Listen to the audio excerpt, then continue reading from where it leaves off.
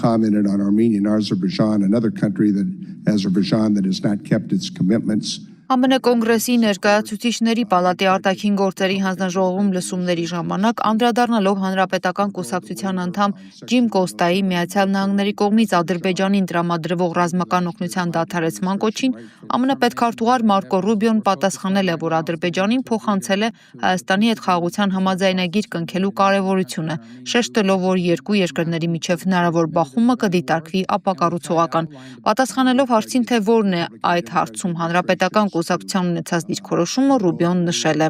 ԱՄՆ գործող վարչակարգը դեռևս որոշում չունի այդ հարցի շուրջ։ Այժմ մենք կենտրոնացած ենք Հայաստանի եւ Ադրբեջանի խաղաղության համաձայնագրի շուրջ համաձայնության հասցնելու վրա, ինչն Ադրբեջանին զերծ կպահի հարևան Հայաստան ներխուժելուց։ Մենք կցանկանայինք կանխել դա։ Նախագահ Դոնալդ Թրամփը հանձնառու է կանխել պատերազմները, եւ մենք երկու երկրների, հատկապես Ադրբեջանի հետ շփումներում փորձել ենք ընդգծել, որ խաղաղության համաձայնագրի ստորագրումը եւ պատերազմի մեջ չներքաշվելը հսկայական օգուտներ կբերի։ I had a hearing on Aliyev and Azerbaijan on the Tom Lantos Commission, and it's very clear that after the genocide committed by Aliyev against the Armenians. ԱՄՆ պետքարտուղարը նաև շեշտել է, որ Վաշինգտոնի կարծիքով կողմերի միջև նման բախումը կլինի ավերիչ եւ ապակառուցողական։ Երևանի ու Բաքվի միջև պատերազմը վերջին բանն է, որ հիմա մենք կցանկանայինք, նշել է Ռուբիոն։ Ավելի վաղ հաղորդվել էր, որ նույն նիստի ընթացքում պետքարտուղարը հայտարարել էր, Հայաստանի ու Ադրբեջանի միջև զինված հակամարտության իրական ռիսկը պահպանվում է եւ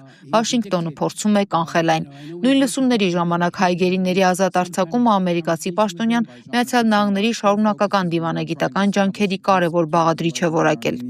Մեր հիմնական ուշադրությունը կենտրոնացած է եղել Ադրբեջանի եւ Հայաստանի միջև խաղաղություն հաստատելու ուղղությամբ աշխատելուն։ Վաշինգտոնը ստիպված է գործ ունենալ երկրների հետ, որոնք շատ դեպքերում չունեն իդեալական մոդել։ Այնուամենայնիվ ԱՄՆ-ն նրանց հետ շփվում է ազգային շահերից ելնելով, միաժամանակ ձգտելով հավասարակշռել դրանք դիվանագիտության հետ։